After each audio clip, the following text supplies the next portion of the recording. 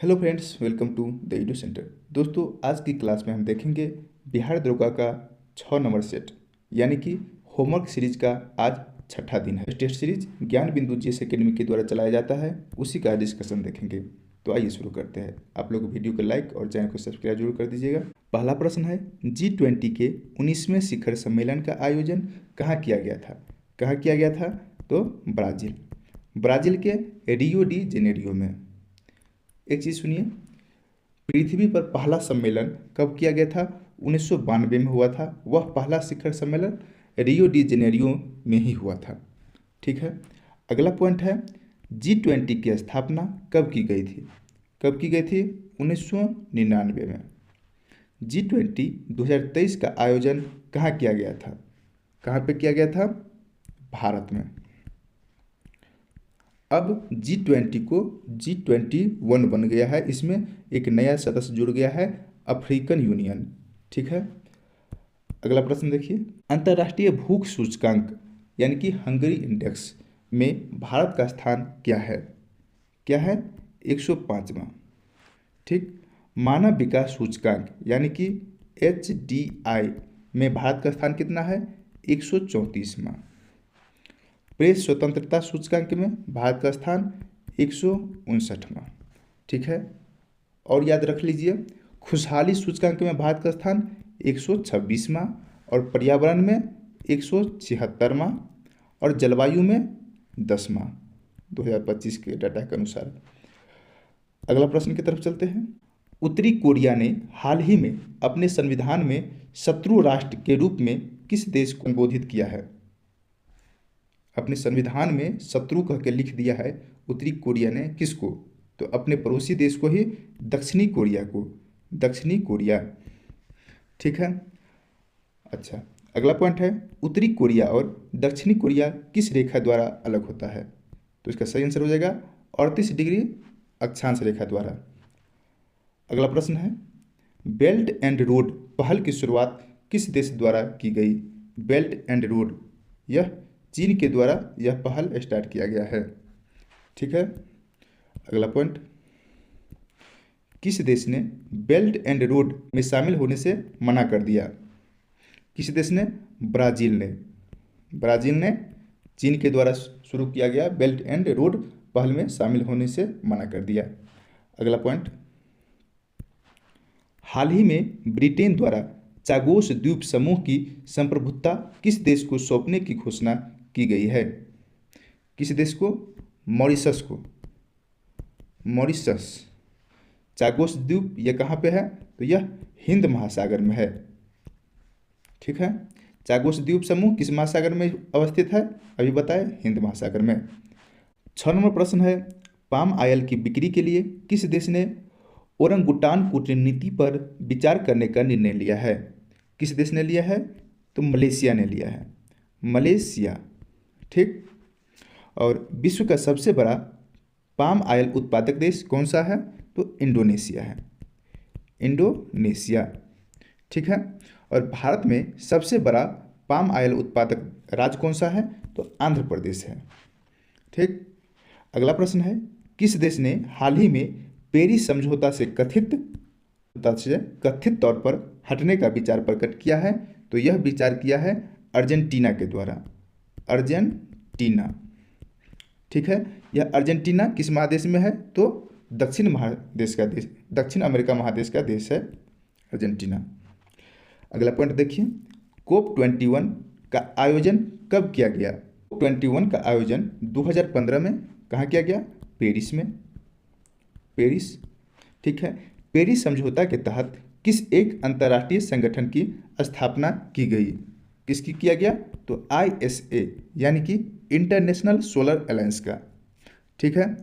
अच्छा, ISA का headquarter कहाँ है?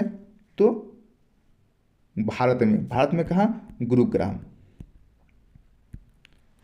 अगला प्रश्न देखिए, 76वें गणतंत्र दिवस के अवसर पर भारत के मुख्य अतिथि कौन रहे? कौन रहे? प्रोबो सुप्रियो। इसे नोट कर लीजिएगा, यह इंडोनेशिया का राष्ट्राध्यक्ष है। अगला प्रश्न, ग्लोबल डिजिटल कॉम्पैक्ट किस अंतर्राष्ट्रीय संगठन द्वारा शुरू किया गया? यह यूएनओ के द्वारा शुरू किया गया। यूएनओ की स्थापना कब हुआ? तो 24 अक्टूबर 1945 को। यूएनओ का हेडक्वार्टर कहाँ है? न्यूयॉर्क में। अच्छा, यूएनओ का अभी हेड कौन है? Antonio Guterres. और इसीलिए 24 अक्टूबर को संयुक्त राष्ट्र दिवस मनाते हैं, क्योंकि 24 अक्टूबर 1945 को यूएनओ की स्थापना हुआ था। ठीक है। यूएनओ में कुल कितना सदस्य देश है? तो 193 सदस्य देश है। 193वां कौन सा है? तो दक्षिणी सूडान। इसे याद रखिएगा।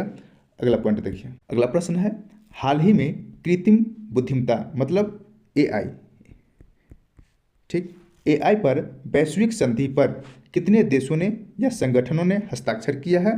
तो कुल 3। वह तीनों कौन कौन है? अमेरिका, यूरोपीय यूनियन और ब्रिटेन। अगला प्रश्न, वित्तीय वर्ष 2024-25 के बजट में सर्वाधिक व्यय किस योजना पर किया गया है? सर्वाधिक व्यय प्रधानमंत्री गरीब कल्याण अन्न योजना। ठीक है। इसमें क्या कहा गया है? 5 किलो राशन सबको मुफ्त दिया जाएगा, जितना भी गरीब है। अगला पॉइंट देखिए, विश्व की वित्तीय समावेशन की सबसे बड़ी योजना कौन सी है? कौन सी है? जनधन योजना। जनधन योजना यह कब शुरू किया गया था? 2014 में। ठीक है। अगला प्रश्न देखिए, पर्वत चोटी महाबलेश्वर, त्र्यंबकेश्वर और ब्रह्मगिरी का संबंध किस पर्वत श्रेणी से है? किससे है? तो यह सभी पश्चिमी घाट। ठीक है। अगला प्रश्न देखिए, भारत में राष्ट्रीय उद्यान की सर्वाधिक संख्या किस राज्य में है? भारत में राष्ट्रीय उद्यान की सर्वाधिक संख्या किस राज्य में है? मध्य प्रदेश में। कितना राष्ट्रीय उद्यान है? तो 12 गो नेशनल पार्क है। ठीक है। भारत में कुल कितना? 106 राष्ट्रीय पार्क है। ठीक है। 106 कौन है? रायमोना। रायमोना कहाँ है? असम में है। ठीक है। अच्छा, भारत का पहला राष्ट्रीय पार्क कौन था? भारत का पहला राष्ट्रीय पार्क कौन? तो हैली नेशनल पार्क है। इसी हैली को बाद में जिम कार्बेट नाम रख दिया गया, और जिससे हाल ही में मतलब अभी रामगंगा के नाम से जानते हैं, रामगंगा नेशनल पार्क। ठीक है। अगला प्रश्न है, आरबीआई का पहला केंद्रीय कार्यालय कहाँ स्थापित किया गया था? आरबीआई का पहला केंद्रीय पहला कहाँ? कलकत्ता। अभी कहाँ है? तो मुंबई में। अच्छा, आरबीआई की स्थापना कब हुआ था? तो 1935 ईस्वी में। आरबीआई का पहला गवर्नर कौन था? ओ स्मिथ। और आरबीआई का पहला भारतीय गवर्नर सीडी देशमुख। अगला प्रश्न, आंतरिक सुरक्षा अधिनियम मतलब मीसा को कब निरस्त कर दिया गया? अच्छा, मीसा आया कब? तो यह 1971 में आता है। ठीक है। और इसको लाया कौन था? तो इंदिरा गांधी के द्वारा 1971 में मीसा को लाया गया, और मीसा को सबसे ज़्यादा प्रयोग किया गया था 1975 में। ठीक है। और इसको निरस्त कब किया गया था? तो 1977 ईस्वी में। इस समय प्रधानमंत्री मोरारजी देसाई थे। मोरारजी देसाई के द्वारा मीसा को निरस्त कर दिया गया। इसका सही आंसर 1977 हो जाएगा। अगला प्रश्न देखते हैं। 17वां प्रश्न है, गंगा के बाईं ओर से मिलने वाली नदियों में गंगा की सबसे बड़ी सहायक नदी कौन है? गंगा की सबसे बड़ी सहायक नदी कौन है? तो यमुना है। यमुना दाईं ओर से मिलती है। ठीक, लेकिन यहाँ पूछ रहा है, देखिए क्या है, बाईं ओर से। गंगा में बाईं ओर से मिलने वाली सबसे बड़ी नदी है घाघरा, जो बिहार के छपरा जिले के पास में मिलती है। अगला प्रश्न, विश्व में पहला गणतंत्र किस महाजनपद में स्थापित किया गया था? विश्व का पहला स्वतंत्र यानी कि विश्व का पहला गणतंत्र महाजनपद कौन है? बज्जी की राजधानी वैशाली। अगला प्रश्न,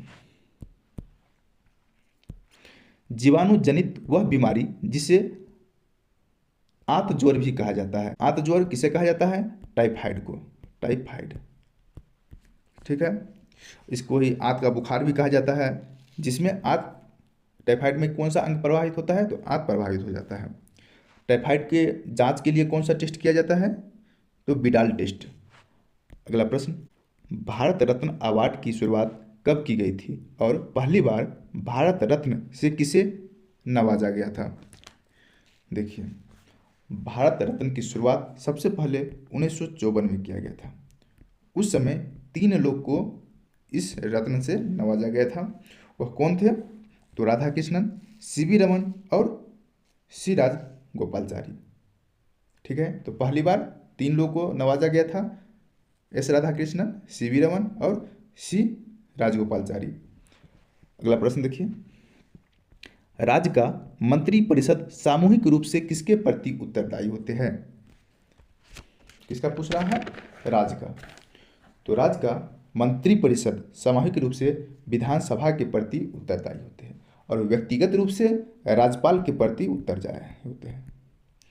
ठीक है, यही संघ की बात हो तो संघ की मंत्री परिषद सामूहिक रूप से लोकसभा के प्रति उत्तरदायी होता है और व्यक्तिगत रूप से राष्ट्रपति के प्रति उत्तरदायी होता है।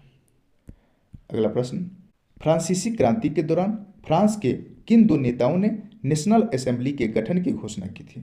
फ्रांसीसी क्रांति कब हुआ था? तो यह हुआ था 1789 में। ठीक है, उस समय फ्रांस की राजा कौन थे? तो लुई 16वां। और जब लुई 16वां को हटा दिया गया था तो उस समय फ्रांस में नेशनल असेंबली का गठन किया गया था। तो किसके द्वारा किया गया था? तो यह मोरबियो, लिख लीजिए, मेराबियो और ओविसियस, मोराबियो और ओविसियस 2 नेताओं के द्वारा नेशनल असेंबली के गठन की घोषणा किया गया था। अगला प्रश्न, भारतीय संविधान के कौन सा भाग को 7वें संविधान संशोधन 1956 के द्वारा हटाया गया? 7वां संविधान संशोधन कब हुआ? 1956 में हुआ। तो उस समय भाग 7 को हटा दिया गया था। अगला प्रश्न देखिए, तिब्बती धर्मगुरु दलाई लामा ने भारत में शरण कब लिया? तो 1959 में। ठीक है, इसी कारण 1962 में चीन ने भारत पर हमला कर दिया था। अगला प्रश्न 25 नंबर है, केंद्रीय मंत्रिपरिषद का संवैधानिक प्रधान कौन होता है? संवैधानिक पूछ रहा है, संवैधानिक प्रधान राष्ट्रपति हो जाएगा, राष्ट्रपति। और वास्तविक प्रधान कौन होगा? वास्तविक प्रधानमंत्री। अगला प्रश्न, भारत के सबसे बड़े राष्ट्रीय उद्यान और सबसे छोटे राष्ट्रीय उद्यान कौन है? सबसे बड़े कौन है? तो हेमिस नेशनल पार्क। कहाँ पे है? लद्दाख में। और सबसे छोटे साउथ बटना, यह कहाँ है? यह है अंडमान निकोबार में। ठीक है, अगला प्रश्न, बौद्ध तथा जैन ग्रंथों में कुल 16 महाजनपदों का उल्लेख किया गया है। कितने ऐसे महाजनपद हैं जो भारत से बाहर अवस्थित है? तो 2 ऐसे महाजनपद हैं जो भारत से बाहर है। वह दोनों कौन कौन है? कंबोज और कंधार। और 14 महाजनपद भारत में है। अगला प्रश्न, प्रायद्वीपीय नदियों में सबसे बड़ी नदी कौन सी है? प्रायद्वीपीय भारत में सबसे बड़ी नदी है गोदावरी को वृद्ध गंगा भी कहते हैं। अगला प्रश्न, अन्नोदय अन्न योजना 2000 से प्रेरित भारत सरकार की वर्तमान खाद्यान्न आधारित सबसे बड़ी योजना कौन सी है? सबसे बड़ी योजना अभी कुछ देर पहले बताया है, प्रधानमंत्री गरीब कल्याण अन्न योजना। ठीक, आपातकालीन हार्मोन यानी कि इमरजेंसी हार्मोन किस अंतःस्रावी ग्रंथि से निकलते हैं? किससे निकलते हैं? तो एड्रीनल ग्रंथि से निकलते हैं। एड्रीनल ग्रंथि से आपातकालीन हार्मोन निकलते हैं, जिसे लड़ो और उरो हार्मोन के नाम से भी जानते हैं। ठीक है, अगला प्रश्न है, भुगतान संतुलन की समस्या ने किस वर्ष भारत में आर्थिक सुधार को जन्म दिया? आर्थिक सुधार को जन्म किस वर्ष दिया? 1991 ईस्वी में। ठीक है, और आर्थिक सुधार का जनक किसे कहा जाता है? तो डॉक्टर मनमोहन सिंह को। ठीक है, इस समय भारत का प्रधानमंत्री कौन थे? तो पीवी नरसिम्हा राव। इसी ने एलपीजी का सिद्धांत भी दिया था। मनमोहन सिंह के द्वारा। अगला प्रश्न देखिए, क्षेत्रफल के आधार पर बिहार का सभी राज्य केंद्र शासित प्रदेश में कौन सा स्थान है? देखिए, क्षेत्रफल के आधार पर सभी बोल रहे हैं, राज्य और केंद्र शासित प्रदेश दोनों मिलाकर 13वां हो जाएगा। ठीक, अगला प्रश्न देखिए, पंडित जवाहरलाल नेहरू द्वारा प्रस्तुत उद्देश्य प्रस्ताव को संविधान सभा द्वारा कब स्वीकार किया गया? कब स्वीकार किया गया? तो 22 जनवरी 1947 को। ठीक है, और इसको पेश कब किया गया था? 13 दिसंबर 1946 को पंडित नेहरू ने संविधान की तीसरी बैठक में इसको पेश किया था। अगला प्रश्न, संविधान की अंतिम रूपरेखा यानी कि ड्राफ्टिंग किसके द्वारा किया गया था? तो डॉक्टर अंबेडकर के द्वारा, डॉक्टर भीमराव अंबेडकर के द्वारा। अगला प्रश्न, भारतीय संविधान के हिंदी संस्करण का सुलेखन किसके द्वारा किया गया था? भारतीय संविधान का मूल कॉपी अंग्रेजी में था, इसको वसंत कृष्ण जी के द्वारा, वसंत कृष्ण जी के द्वारा हिंदी में सुलेखन किया गया था। अगला प्रश्न, संविधान सभा के सदस्यों को निम्न में से किसने प्रत्यक्ष रूप से निर्वाचित किया? प्रत्यक्ष रूप से पूछ रहा है, तो प्रांत के विधानसभा द्वारा, प्रांत के विधानसभा द्वारा। ठीक, अगला प्रश्न, 1947 में विभाजन के बाद संविधान सभा में लगभग कितने सदस्य थे? 1947 के विभाजन के बाद पूछ रहा है। अच्छा, शुरू में यानी कि 1946 में कितने सदस्य थे? तो जब गठन हुआ था उस समय 389 सदस्य थे। जब स्वतंत्रता मिला यानी कि स्वतंत्रता के समय इसमें 299 सदस्य रह गया था। और अंतिम बैठक यानी कि 24 जनवरी 1950 को संविधान में लगभग 284 सदस्य रह गया था। यहाँ पूछ रहा है संविधान सभा में 1947 में, तो 284 इसका आंसर हो जाएगा। हाँ, कभी कभी महिला पूछ देते हैं, तो शुरू में महिला कितने थे? महिला सदस्य की संख्या 15 था, और लास्ट में स्वतंत्रता के बाद महिला सदस्य की संख्या 8 रह गया था। अगला प्रश्न, मौलिक कर्तव्यों को सिखाने संबंधी सुझाव को कार्यान्वित करने वाली समिति के अध्यक्ष निम्न में से कौन थे? कौन थे?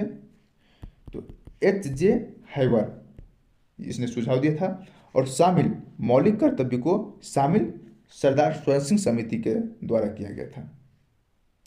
मौलिक कर्तव्य को सुझाव किसने दिया था? तो H.J. हैवर के द्वारा, और मौलिक कर्तव्य को संविधान में मतलब इम्प्लीमेंट किया गया था सरदार स्वयं सिंह समिति के सिफारिश पर।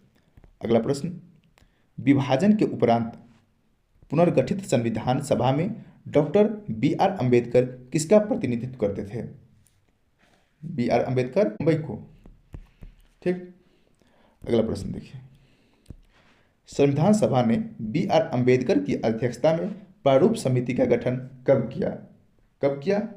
29 अगस्त 1947 को। कब? 29 अगस्त 1947 को। उस समय यह प्रारूप समिति में कितने लोग थे? 7 लोग थे। और प्रारूप समिति में सदस्य कितने थे? 6 सदस्य थे। ठीक है, जिसका हेड डॉक्टर भीमराव अंबेडकर थे। अगला प्रश्न, संविधान सभा में किस देशी रियासत के प्रतिनिधि ने भाग नहीं लिया था? तो कहाँ के भाग नहीं लिया था? तो हैदराबाद। हैदराबाद, हैदराबाद रियासत के प्रतिनिधि संविधान सभा में भाग नहीं लिए थे। अगला प्रश्न, कैबिनेट मिशन योजना के अनुसार संविधान सभा के सदस्यों की संख्या कितनी निश्चित की गई थी? कितनी निश्चित की गई थी? तो बताया है, शुरू में 389 और आज़ादी के समय 299 और अंतिम 284। ठीक है, तो ये पूछ रहा है कैबिनेट मिशन की योजना के अनुसार, तो 389। अगला प्रश्न, निम्न में से किसने भारत का संविधान बनाने के लिए संविधान सभा की रचना करने का विचार सर्वप्रथम प्रस्तुत किया था? किसने? तो 1895 में स्वराज विधेयक के द्वारा, स्वराज विधेयक। ठीक है, और यहीं पे 1934 में संविधान का विचार किसने दिया?